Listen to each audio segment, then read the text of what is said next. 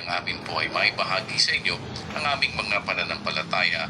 Kayo po ay makapagsuri kagaya ng sinasabi ng banal na kasulatan sa 4:1 ng Juan na ang sabi niya, "Mga minamahal, huwag kayong magsipaniwala sa bawat espiritu, kundi inyong subukin ang mga espiritu kung sila'y sa Diyos, sapagkat maraming nagsilitaw na mga bulaang propeta sa sanglibutan."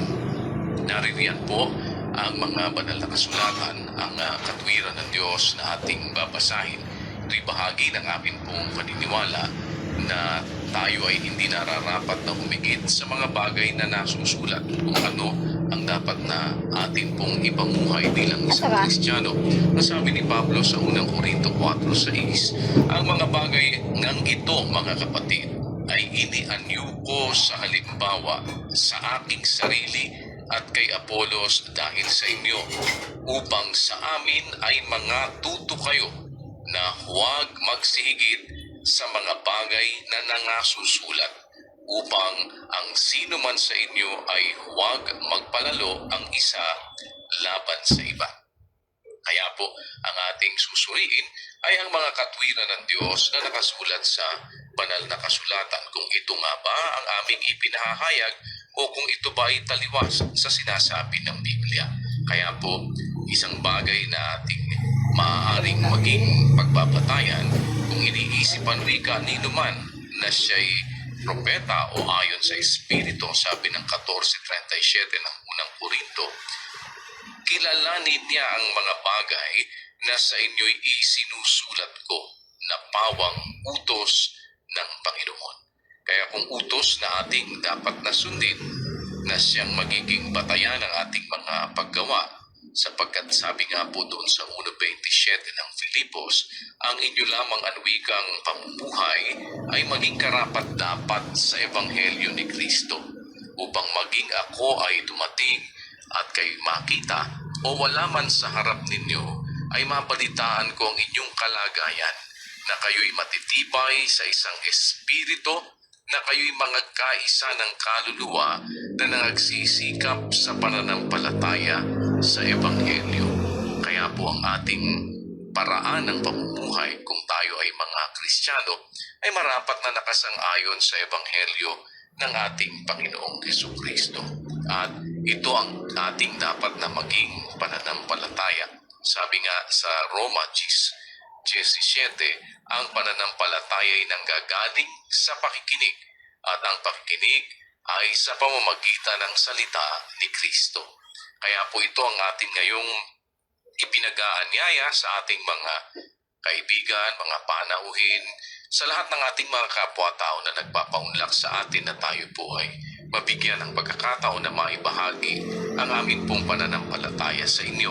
Ang mapakinggan ninyo ang doktrina ng ating Panginoong Jesucristo at inyong masulit. Kung hindi naman magiging katanggap-tanggap sa inyo, ay ganun po talaga.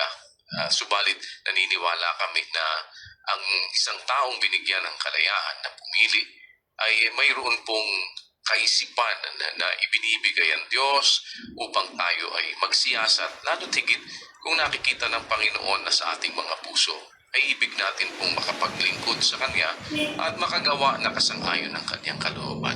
Kaya kami po ay nag-aanyaya, sana samahan po ninyo kami sa kabuuan ng atin pong magiging pag-aaral ng doktrina ng ating Panginoong Jesucristo. Saglit lamang naman po ito. Wala po itong 2 oras na aming ipinag-aanyaya sa inyo kada gabi mula po Lunes hanggang Biyernes. At 3 linggo po ito na Monday to Friday kung loloobin ng Panginoon, para po makumpleto natin ang pag-aaral ng mga doktrina ng ating Panginoong Jesucristo na amin pong sinasampalatayanan. At sa gabing ito, kasama po natin ang kapatid na Eli Soriano. Magandang gabi po, kapatid na Eli. Magandang gabi po sa lahat. Magandang umaga, hapon, anumang oras kayo datnan ng ating programa o ng ating kampanin ngayong gabi. Ito po ay pag-aaral ng doktrina o aral ng Panginoong Hesus. Yung salitang doktrina po, iyon ay Kastila at sa Tagalog ay aral. Ang sabi sa Biblia, doon sa unang Timoteo, Kapitulo 6, versikulo 3. Ganito po ang nakasulat doon.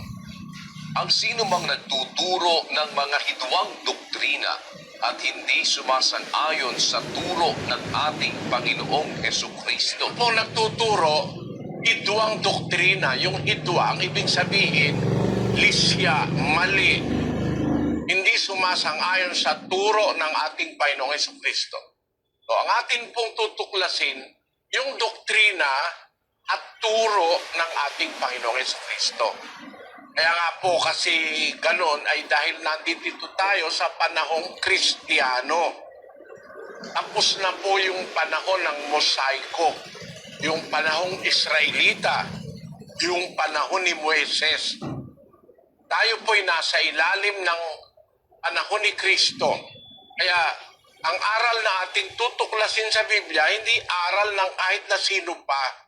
Si Kristo po na anak ng Diyos na isinugo sa lupa, na siyang ipinakilala ng Ama na dapat nating pakinggan. 17:5 ng Mateo, ganito po ang nakasulat.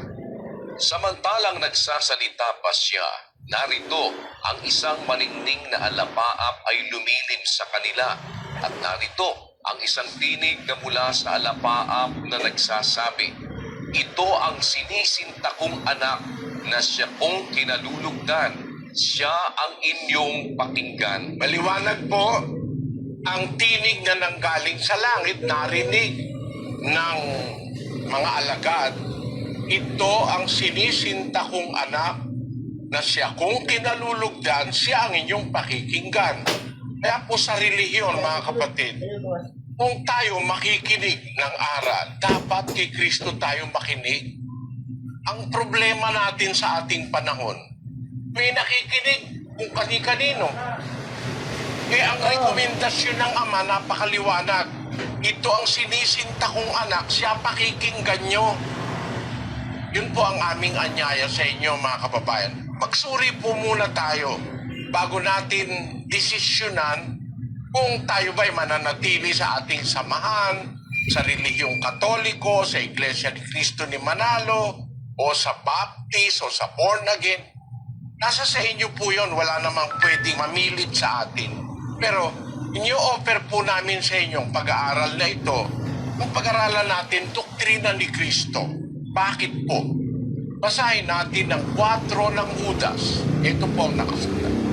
Sapagkat may ilang taong nagsipasok ng lihim, yaong mga itinalaga ng una pa sa kahatulang ito, mga di banal na pinalitan ng kalibugan ang biyaya ng ating Diyos, na itinatatwa ang ating iisang guro at Panginoong si Hesukristo. Doon po sa komunidad Kristiyano nung una, merong kinikilalang iisang guro at Panginoong si Hesukristo.